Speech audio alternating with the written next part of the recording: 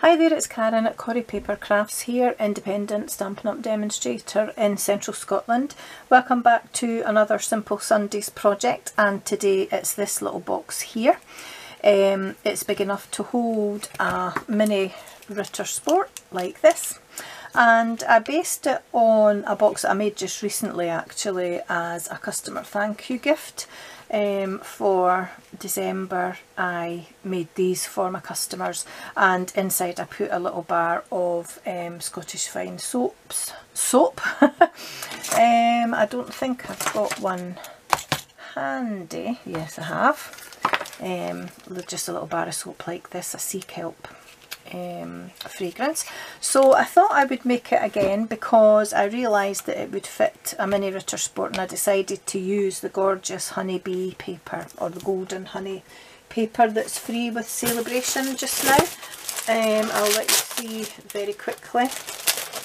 It's the Golden Honey Specialty Designer Series paper.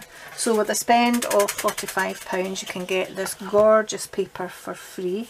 I think I've already shown this in another video, just to let you see what the Celebration products are, but I'll just go through it again. Double-sided, foiled on one side, that's really pretty, and plain on the other, but very monochrome and very pretty. So I'll show you how to make it. It's very quick and easy and doesn't use a lot of card or paper at all. So what you'll need to begin with for your box is a piece of black cardstock which measures 3 1/4 inches by 4 1/4 inches, and 2 pieces of Designer Series paper which measure 1 7/8 of an inch by 2 3/8 of an inch, and you'll need a piece of scrap Whisper White as well.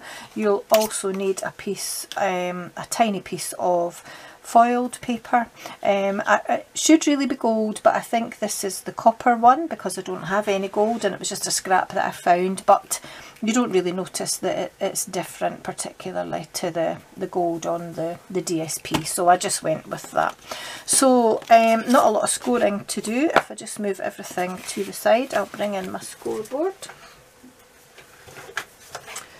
and just check that you're not getting any glare from my lamp. Just bring it down a bit, there we go.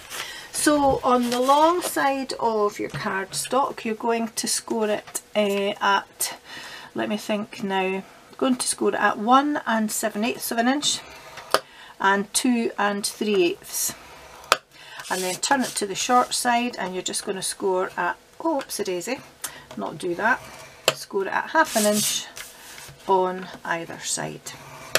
And luckily I can tuck that flap in, but I'll just give it a little rub to try and take that mistake back out. But I'll make that the inside flap when I put the box together, so it's not a problem.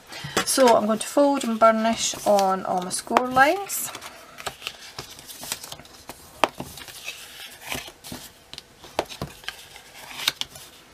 There we go. And just a little bit of cutting. Oops. Excuse me, I'm throwing things about today. So you'll see that you've got 2 little squares here, top and bottom, and you're just going to cut up the score lines on either side of those, but remove the score line onto the little square so that the rectangular pieces have a straight edge, and then just a couple of small wedges either side. Oops, come off. And the same on this side.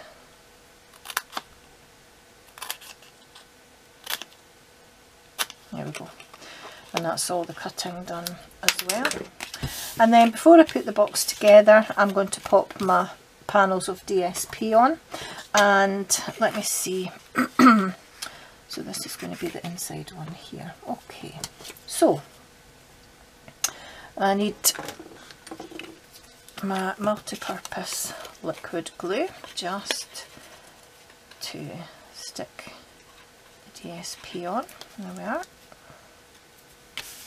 And if it's a directional paper you need to make sure that it's facing the right way, because you want it to be facing to the top end, the open end of your box. So the top end of the pattern of your paper needs to be along this straight edge, not along this folded edge. I'm just making sure that that's pretty even all the way around, and then put my other piece on too. Just want to make sure I get glue into these corners so that they don't lift once I've stuck it down. And just pop that on like that, and I'm just going to make sure that it's even all the way around, and that looks about right. So I'm just going to go over it on the back side, there we are, and then I'm going to add a little bit of tape to this flap here and this flap here. Oops, that just helps to hold the box together on the inside, and then making sure that I make sure that that is on the inside, I'm going to add a piece of tape to the edge of this flap here, and the same on the other side.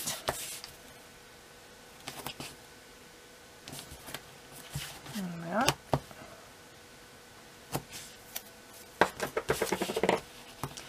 Give them a little press to make sure they're stuck, and then remove these flaps first, or the backing on the tape on these flaps I should say first, and then I want to make sure that I join the tape to the side that hasn't got the tape on it, and I just want this straight edge here to meet this folded edge here, like that, and the same on the other side. It can be a little bit fiddly just because they're so small, but it's not too bad. And then I'm just going to give that an extra press with my paper folder to make sure that that's properly stuck down, and then remove the backing on these parts too, and just bring those sides. Oh, we've got a bit of fluff stuck to the tape. We don't, come on, we don't want you.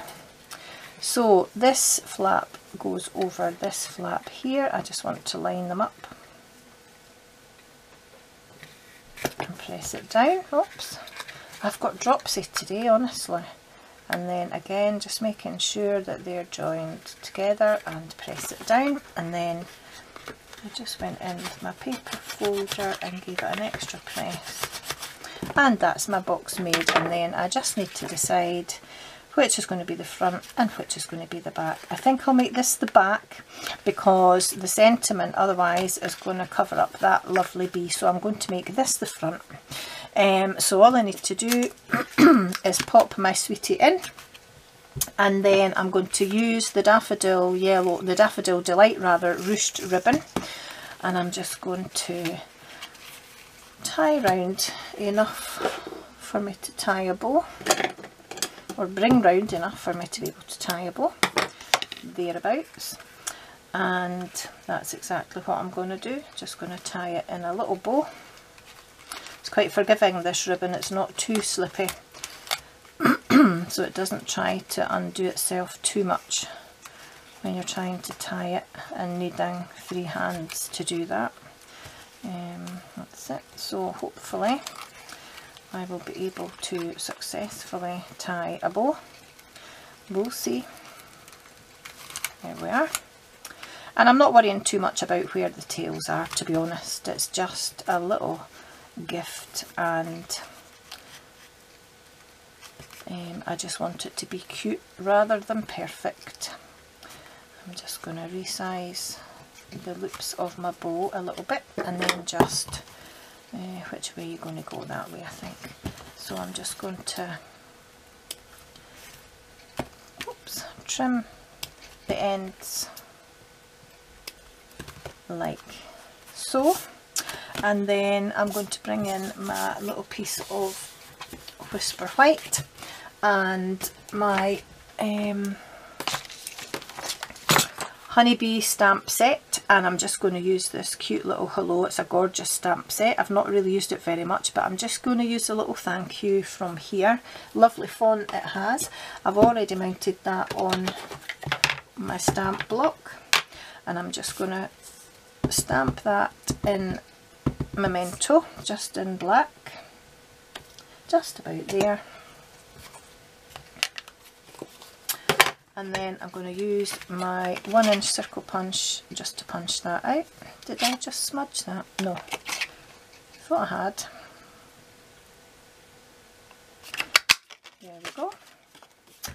And then I'm going to use my 1 1/8 scalloped circle punch to cut my piece of foil. Oops, there we go. And then I'll use a little bit of glue to stick that on top of the foil, if I can get hold of it. There we go. Don't want too much glue because it takes a little bit longer to dry when it's going on to foil. Just want to make sure that that's straight. Yep. So I'll give that a minute to dry while I put my lid on my glue. And then I'm going to use my, as usual, for the last few projects, the Champagne Rhinestone Jewels, which I just love and I can't stop using. And I'm going to pop them, actually, I'm going to put my sentiment on first, because then I can strategically place my rhinestones. So I want to just make sure that I get a rhinestone on the back of here on either side so that it can go over the top of my ribbon. So one there and one there, and then I'll pop that, come on the front of my little box, just either side of that ribbon, somewhere about the middle. There we go. And if you can see, actually, I don't know if you can, there's a little gold dot randomly over this paper. You can see one here. Normally I would pop a rhinestone on top of those little gold dots. I put that on top of a gold dot there, but I'm just going to randomly place them this time. Oh, actually I can see one here, so I'll pop one there just to accentuate that a little bit. And I think I'll pop one, maybe, I think I'll pop one here, and the last one I'll pop about there. Doesn't matter where you put them, and again it just gives it a little bit of a sparkle. And in record time, for me anyway, I think that's my project made, and that's all there is to it. I hope you enjoyed that, and I hope you'll give it a go. If you want to get details of the products that I've used, I'll put a link down below. I'll do a blog post. I'm not always very good at doing blog posts. But this paper is free, as I say, with a £45 spend. We are in the last month of celebration now, so if you're looking to get it for free, then definitely be quick. Thanks for watching, and until I see you again, take care and bye for now.